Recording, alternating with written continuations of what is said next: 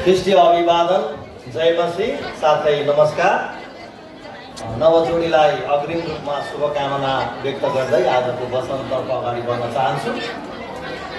अरविन्द घरती मगर र सरू थापा छेत्री बीच भर्खरै वैवाहिक करार सम्पन्न भएको छ। हामी खुसी छौँ।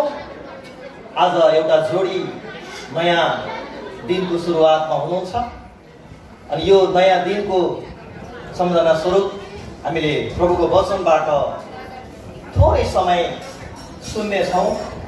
आज म तपाईँहरूलाई वचनबाट क्रिस्चियन विवाह के हो भनेर केही बुँदाहरू मात्रै तपाईँहरूको बिचमा ल्याउन चाहन्छु। धेरै पटक हामीले वचनहरू चर्चमा धेरै सुनेका छौँ। आज हामी यस हलभित्र मिश्रित व्यक्तिहरू छौँ। त्यस कारणले गर्दा आजको वचन पनि मैले अलिकति सुसमाचार पनि हुन सकोस् भनेर 15-20 मिनटमा म सिद्ध्याउनेछु। क्रिस्चियन विवाह के हो, कस्तो हुन्छ क्रिस्चियन विवाह, हामीले भर्खरै आफ्नो नजरले अवलोकन गरिसकेका छौँ। अब यसको व्यावहारिक पक्ष के हुन्छ त भनेर हामीले थोरै समय वचनबाट हामी सुन्नेछौँ। उत्पत्तिको पुस्तक 2 अध्यायबाट म छोटो समय अगाडि बढाउन चाहन्छु।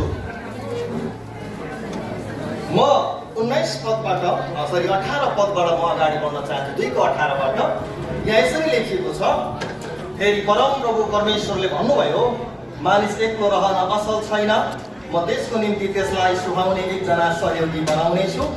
परमप्रभुले सबै वन पशु र आकाशका सबै पक्षीलाई भूमिबाट बनाएर मानिसले तिनीहरूको के नाउँ राख्दो रहेछ भनी हेर्न तिनीहरूलाई मानिस कहाँ ल्याउनु भयो र मानिसले हरेक प्राणीलाई जे नाउँ दिए त्यही नै त्यसको नाउँ भयो।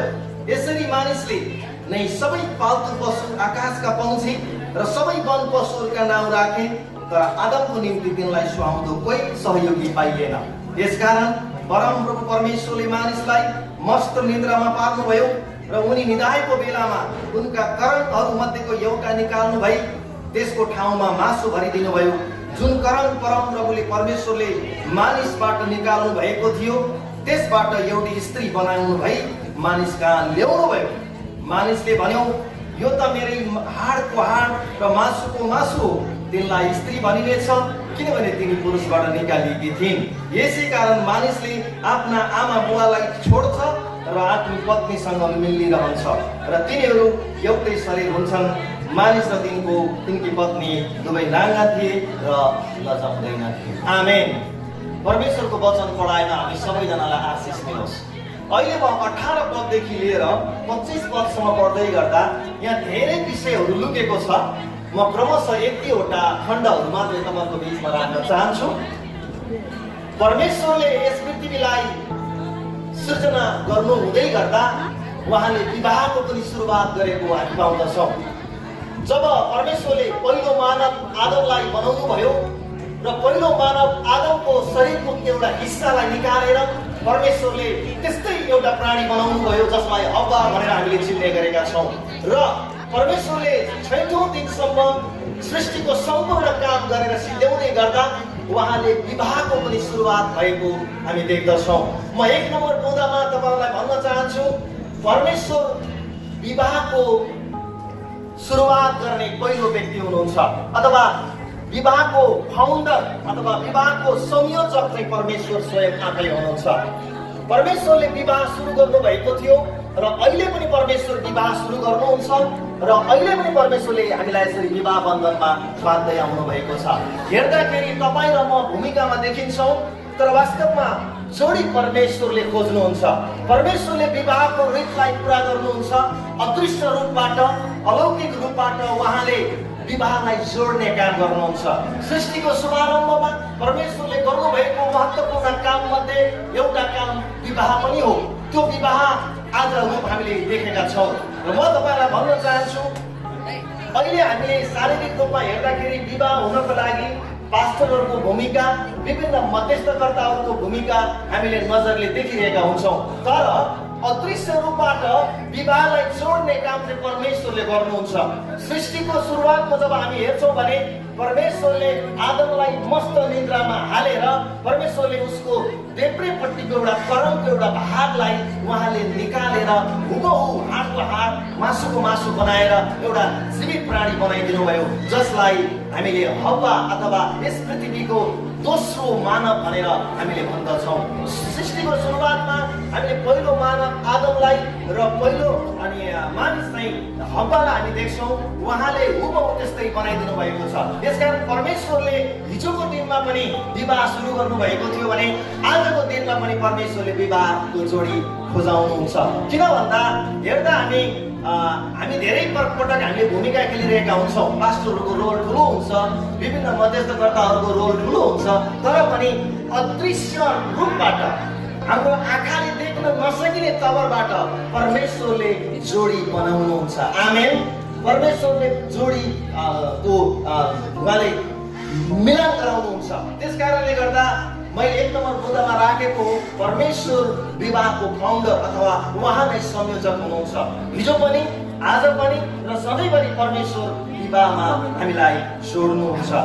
तपाईँले हेर्नुभयो भने 2 अध्यायको 18 देखि तल अघि भर्खर हामीले पढेको ठाउँमा हेर्छौँ भने परमेश्वरले नै त्यो हव्वालाई बनाएर आदमको अगाडि ल्याउनु भएको थियो।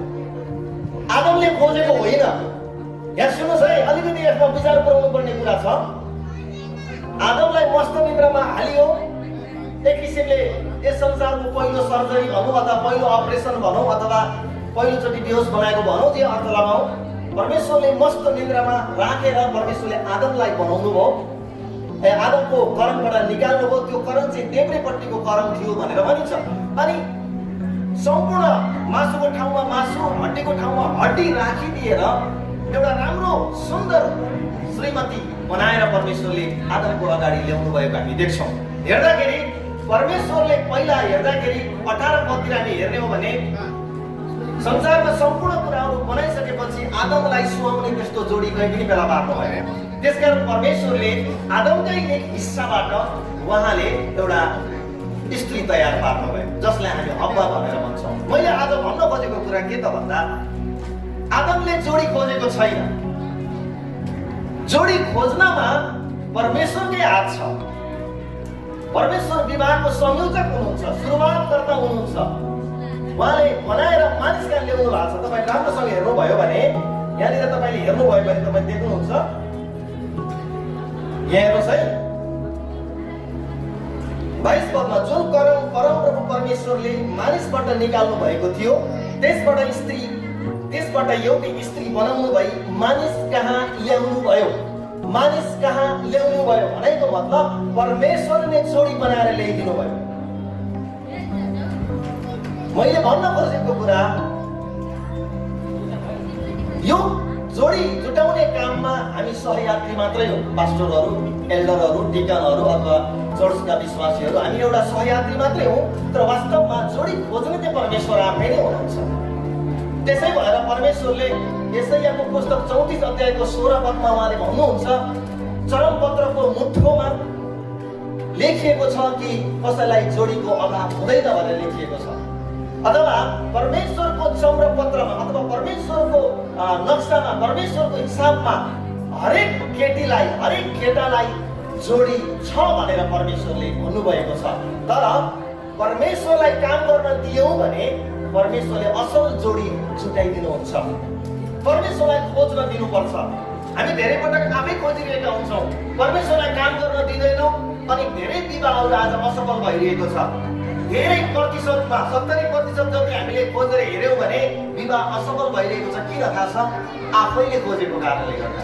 परमेश्वरले हव्वा आदम कहाँ ल्याइदिनु भयो, त्यस्तै परमेश्वरले जोडी खोज्न दिनुपर्छ, जोडी जुटाउन दिनुपर्छ। क्रिस्चियन विवाह एउटा रहस्यको विवाह पनि हो। त्यसले गर्दा परमेश्वरलाई जोडी जुटाउन दियो भने त्यो जोडी सधैँभरि मृत्युले नछुट्याएसम्म भनेर पनि हामी त्यहाँनिर हेर्दै थियौँ। यदि परमेश्वरलाई त्यो जोडी खोज्न दियौँ भने त्यो जोडी सदा सर्वदा पृथ्वीमा कायम हुन्छ। त्यसकारण परमेश्वरले जोडी बनाएर, स्त्री बनाएर आदम कहाँ ल्याउनु भए जस्तै अहिले पनि अदृश्य रूपबाट चर्चमा परमेश्वरले हरेकलाई जोडी जुटाउँदै आउनु भएको छ। आमेन। जुटाउँदै आउनु भएको छ। म छिटो जान चाहन्छु। दोस्रो नम्बरमा म जान चाहन्छु, विवाह एक रहस्य हो। क्रिस्चियन विवाह एक रहस्य हो। क्रिस्चियन विवाह किन रहस्य हो भनेर भन्नुहुन्छ भने मैले बाइबलमा पढे अनुसार आदमको शरीरको एक हिस्सा अथवा एउटा करण निकालेर परमेश्वरले मान्छे जस्तै आदम जस्तै विचार बुझ्ने त्यस्तो जोडी उहाँले बनाउनु भयो। हड्डी निकाल्नु भयो। मानिसको शरीरमा 206 वटा हड्डी हुन्छन् मैले पढे अनुसार। 206 वटा हड्डी मध्ये एउटा देब्रेपट्टिको हड्डी उहाँले निकालेर अपरेसन गरेर जुरुस्तै मान्छेसँग फिट खाने उहाँले हब्बा बनाइदिनु भयो।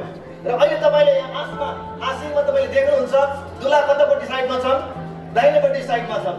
दुलै कतापट्टि साइडमा छन्, देब्रेपट्टि साइडमा छन्। यो दुलै देब्रेपट्टि बस्नेको अर्थ के हुन्छ भने मानिसको शरीरबाट परमेश्वरले देब्रेपट्टिको एउटा भागबाट मुटुको छेउबाट नै देब्रेपट्टिको साइडबाट परमेश्वरले त्यो निकाल्नु भएको थियो, जसले गर्दा आज दुलहीलाई जहिले पनि दुलहाको बायाँपट्टि साइडमा राखिन्छ। त्यसकारण यो एउटा रहस्य हो। अचम्म प्रकारले परमेश्वरले त्यो हड्डी निकालेर बनाउनु भएको छ। अनि आज पहिलो कोरिन्थी 11 अध्यायलाई राम्रोसँग पढ्ने हो भने हामी त्यहाँ के देख्छौँ भने पहिलो मानवबाट स्त्री बन्यो। सुन्नुहोस् है, पुरुषबाट स्त्री बन्यो, अहिले स्त्रीबाट पुरुष बनिन्छ। यो रहस्य हो र विवाह एउटा बुझ्न नसकिने रहस्य हो। कस्तो रहस्य भनेर भन्नुहुन्छ भने दुई फरक प्रकारको चरित्र बोकेको व्यक्तिलाई उहाँले मिलाउनुहुन्छ। आज मान्छेलाई आफ्नै चरित्रसँग पनि मेल आफैसँग फिट भइरहेको छैन मान्छे अहिलेको समाजमा। अहिलेको समयमा हेर्ने हो भने हामीले आफैले आफैलाई बुझ्न नसकेको अवस्थामा एउटा फरक परिवेशको, एउटा फरक चरित्रको, फरक स्वभावको व्यक्ति त्यो घरमा ल्याउनुहुन्छ। त्यस पछाडि ती दुईटाको फरक चरित्र एक हुन थाल्छ। अब त्यो फरक चरित्र चाहिँ जीवनभरिको लागि चाहिँ परमेश्वरले राख्नुहुन्छ। अनि त्यो फरक चरित्र बोकेको व्यक्ति चाहिँ जीवनभरि नै तिनीहरू एकले अर्कालाई स्वीकार गर्नुपर्छ र जीवनभरि एकले अर्कालाई चाहिँ माया र वास्ता गर्नुपर्ने हुन्छ। अघि हामीले शपथ खाँदा सुन्दै थियौँ मृत्युले नछुट्याएसम्म। अघि हामीले सुन्दै थियौँ रोगमा, भोकमा, प्यासमा, नग्नतामा, प्रशस्ततामा, गरिबीमा, सबै ठाउँमा, सबै बेलामा म तिमीलाई प्रेम गरि नै रहनेछु भनेर त्यहाँनिर उहाँले बताउँदै हुनुहुन्थ्यो। यसकारण विवाह एउटा रहस्य हो। पावलले पहिलो कोरिन्थीको 11 अध्याय म तपाईँको लागि पढिदिन्छु। यहाँनिर यसरी लेखिएको छ, मैले पढ्ने बाइबलमा, विवाह एउटा रहस्य हो। क्रिस्चियन विवाह एउटा रहस्य हो। हामी देख्छौँ 12 पदमा 11बाट पढ्छु म। तरै पनि प्रभुमा पुरुषबाट स्त्री स्वतन्त्र हुँदैन, न त पुरुषबाट स्त्रीबाट पुरुष नै। किनकि जसरी पुरुषबाट स्त्री बनी त्यसरी नै पुरुष स्त्रीबाट जन्मन्छ, तर सब थोक परमेश्वरबाट नै आउँदछन् भने लेखिएको छ। पहिलो पुरुषबाट स्त्री बनेकी हो भने अहिले स्त्रीबाट पुरुष बनिन्छ। अनि विवाह चाहिँ एउटा अचम्मको रहस्य हो। यो रहस्य चाहिँ परमेश्वरले एफएसीको पुस्तकमा प्रकट गर्नुभएको छ। एफएसीको 5 अध्यायमा उहाँले यो विवाह चाहिँ रहस्य हो भनेर भन्नुहुन्छ। क्रिस्चियन विवाह अचम्म प्रकारको रहस्य विवाह हो। किन भन्दा दुई फरक चरित्र बोकेको व्यक्ति जिन्दगीभरि एक भएर उनीहरू हिँडिरहेका हुन्छन्। म तपाईँलाई पढेर सुनाउँछु। एफएसी 5 अध्यायमा 32 तिर हेर्दछु म 31बाट। यसकारण मानिसले आफ्ना आमा बुवालाई छोडेर आफ्नी पत्नीसँग मिलिरहन्छ र ती दुवै एउटै शरीर हुनेछन्। यो एउटा गम्भीर रहस्य हो। अनि यो कुरा म ख्रीष्ट र मण्डलीको सम्बन्धमा बोल्दछु। जे भए पनि तिमीहरू हरेकले आफ्नी पत्नीलाई आफैलाई चाहिँ प्रेम गर र पत्नीले पनि आफ्ना पतिको आदर गरोस् भने लेखिएको छ। यो एउटा गम्भीर रहस्य हो। विवाह गम्भीर रहस्य हो। जब करणबाट हामी निकाल्छौँ, जब परमेश्वरले करणबाट निकालेर हब्बा तयार पार्नु भयो नि, अहिले यसको आत्मिक अर्थ लगाउने हो भने हामीलाई परमेश्वरले आफ्नो जोडी जुटाइदिन दिनुभयो भने चाहिँ त्यो सदा सर्वदा एउटा आश्रित जोडी भएर रहन्छ। तर अहिले कस्तो छ भने त्यो करण चाहिँ परमेश्वरलाई खोज्न नदिएर आफै खोजिरहेको छ। त्यो करणलाई आफै खोजेको कारणले गर्दा धेरै विवाहहरू आज टुक्रिएको छ। त्यो करण फिट नभएको कारणले गर्दा घरमा झैझगडा, तनावका कुराहरू, मारामारीका कुराहरू, काटाकाटका कुराहरू भइरहेका छन्। किन भन्दा त्यो जोडी त्यो करण जो परमेश्वरले आदमको लागि हब्बा तयार पार्नु भयो जस्तै आज हामीलाई हाम्रो जीवनमा पनि परमेश्वरले जोडी तयार पार्न दिनुभयो भने त्यो विवाह आशीषित बन्न सक्छ। यो एउटा रहस्य हो। मण्डलीसँगको कुरा यहाँ भर्खरै प्रभुले गर्नुभएको छ, तर पनि यो विवाहमा पनि यो कुरा लागू हुन्छ। एउटा क्रिस्चियन विवाह चाहिँ एउटा रहस्य पनि हो, यसभित्र ठुलो रहस्य लुकेको छ।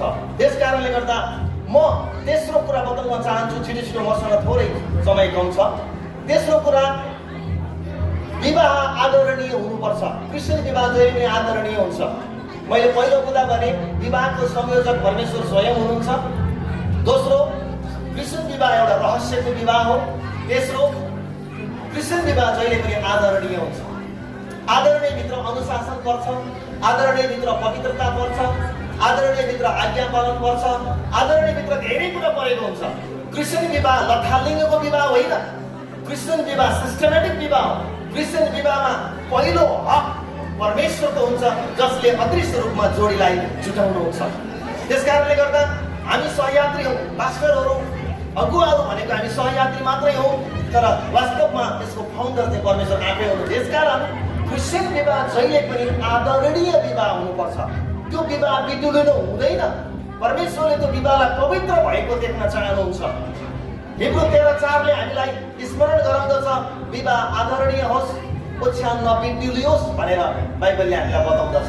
त्यसकारण क्रिस्चियन विवाह भनेको केटा पनि पवित्र हुनुपर्छ, केटी पनि पवित्र हुनुपर्छ, केटीको आचरण पनि पवित्र हुनुपर्छ, केटाको आचरण पनि पवित्र हुनुपर्छ, र सबैको सहमति पनि हुनुपर्छ, सबैजनाको परमिसन हुनुपर्छ, परमेश्वरको इच्छा हुनुपर्छ। धेरै कुरा मिलेर मात्रै पवित्र विवाह बन्दछ।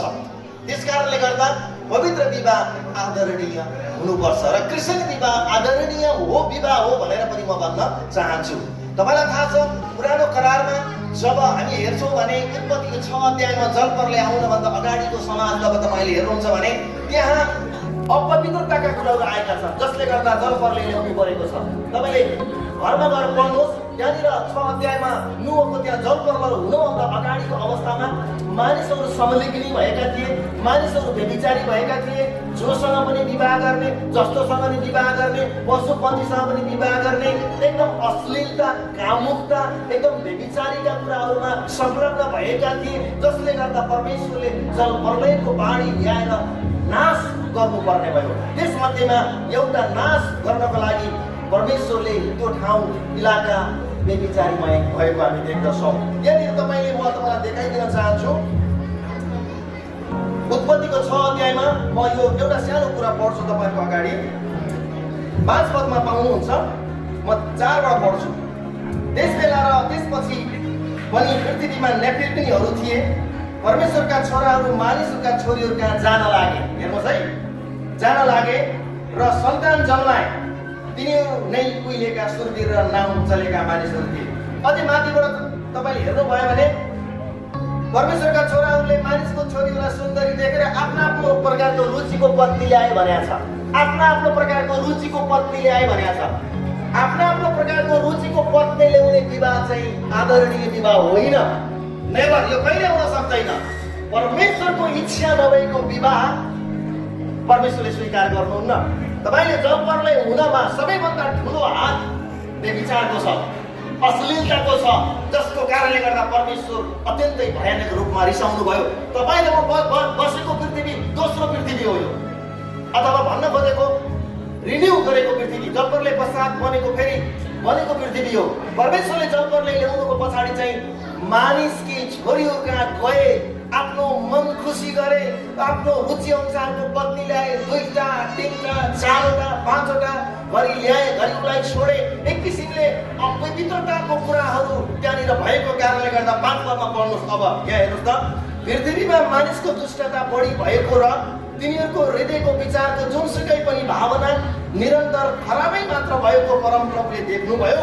पृथ्वीमा मानिसलाई बनाउनु भएकोमा परमप्रभुले अफसोस गर्नुभयो र उहाँ मनमा साह्रै दुखित हुनुभयो। यस, यहाँनिर भन्न खोजेको कुरा, त्यहाँ विवाह आदरणीय भएन, विवाह परमेश्वरको स्वेच्छाले भएन, विवाह परमेश्वरको अनुमतिले भएन। आफ्नो आफ्नो रुचि, आफ्नो आफ्नो खुसीको कारणले विवाह गरे, अथवा विवाह नगरिकन यौन सम्बन्ध राखे।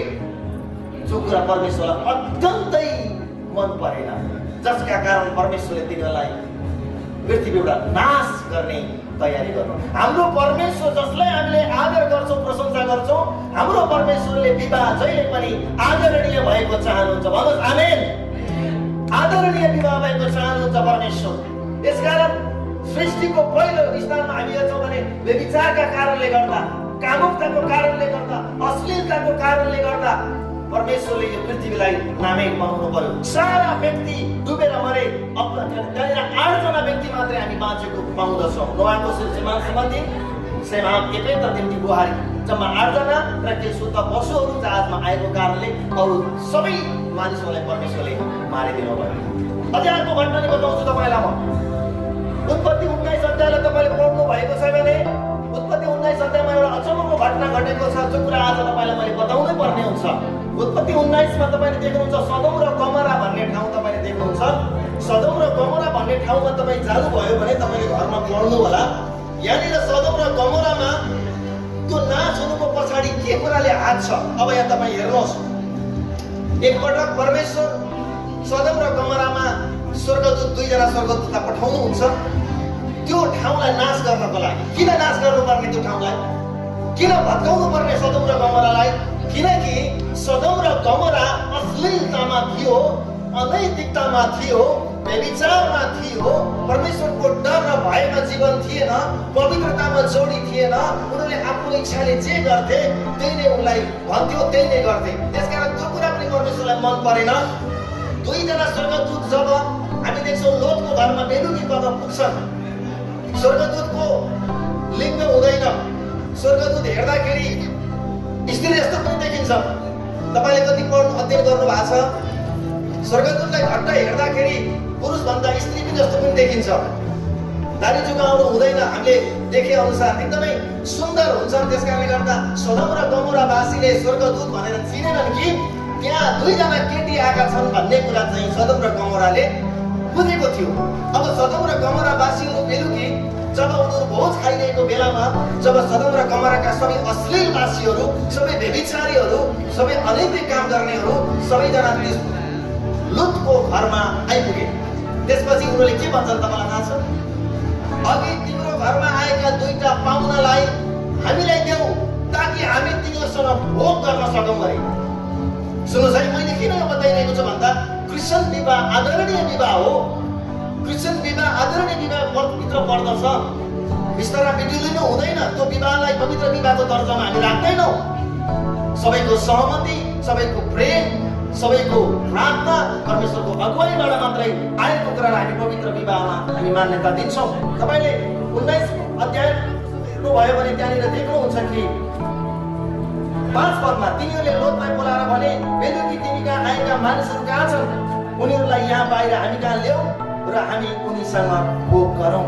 अब हेर्नुहोस्, भोग गरेको मतलब हुन्छ सहवास अथवा सेक्सुअल भन्न लजाउनु हामी हुँदैन। अहिलेको समाजमा हामी डाइरेक्टली भन्न सक्नुपर्छ, चर्चमा नि सिकाउनु पर्छ।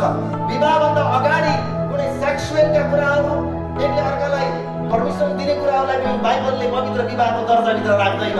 बाइबलले परमेश्वरको इच्छाबाट आएको, परमेश्वरको दासहरूको प्रार्थनाबाट आएको, सबैको सहमति र सल्लाह र आज्ञा पालनबाट, अनुशासनबाट आएको भएको विधिलाई मात्रै बाइबलले आदरणीय विवाहको दर्जाभित्र राख्दछ, आदरणीय विवाहको क्याटेगोरीभित्र मात्र राख्दछ। यसकारण सदोम र गमोराका मानिसहरूले अश्लीलतामा, त्यहाँनिर कामुकतामा तिनीहरूले विवाहलाई विभिन्न प्रकारको जो पाए जुन स्त्रीसँग पनि उनीहरूले आफ्नो सम्भोग बनाइरहेका थिए, जसका कारणले गर्दा परमेश्वरलाई यो कुरो एकदमै मन पर्दैन। अश्लीलता परमेश्वरलाई मन पर्दैन। परमेश्वरलाई विवाह आदरणीय भएको मन पर्छ। अनि मात्र परमेश्वर आशिष दिन सक्नुहुन्छ। चाहे तपाईँले उत्पत्तिको 6 अध्यायको घटना पढ्नुहोस्, चाहे तपाईँले उत्पत्तिको 19 अध्यायको सदोम र गमोराको कुरा पढ्नुहोस्, दुवै नाश हुनुको पछाडि अनैतिकता र व्यभिचारको हात छ, जो कुरो परमेश्वरलाई अकट्टै मन पर्दैन। त्यसकारणले गर्दा क्रिस्चियन विवाह भनेको हिब्रू 13को 4 पद अनुसार हुनुपर्छ, जसमा लेखिएको छ विवाह आदरणीय होस्। त्यहाँ अलिक पछि हेर्नुभयो भने ओछ्यान नबिटुली लियोस् भनेको छ। ओछ्यान बेट्युलिएकोलाई बाइबलले कहिले पनि पवित्र विवाहको दर्जाभित्र राख्दैन प्रिय। त्यसकारणले गर्दा क्रिस्चियन विवाह जहिले पनि आदरणीय विवाहभित्र पर्छ। आमेन। यसकारण मैले आज तपाईलाई यही 2-3 कुरा मात्र राख्न चाहन्छु। यहाँनिर थुप्रै मुद्दाहरू छन्, भोलिका दिनमा ती मुद्दाहरूबाट कुरा गर्दै जाउँला। तर आज म तपाईलाई वचनबाट उत्साह दिन चाहन्छु, किनकि पहिलो नम्बर मुद्दामा हामीले हेर्यौं कि विवाहको सुरुवात गर्ने व्यक्ति परमेश्वर नै हुनुहुन्छ। र दोस्रो कुरा, विवाह एउटा रहस्य हो। रहस्य भनेको बुझ्दै नसकिने भन्न चाहिँ खोजेको होइन, तर अचम्म तरिकाले परमेश्वरले दुईटालाई एक बनाएर लैजानुहुन्छ। यो एउटा अचम्मको रहस्य हो। तेस्रो, क्रिस्चियन विवाह भनेको जहिले पनि आदरणीय विवाह हो। आमेन। धन्यवाद। यो नवजोडीलाई शुभकामना दिँदै आउने दिनहरूमा मृत्युले नछुट्याएसम्म म र मेरो मण्डलीको तर्फबाट यी नवजोडीलाई शुभकामना तथा बधाई दिँदै वचनबाट बिदा लिन चाहन्छु। धन्यवाद। जय मसीह। नमस्कार।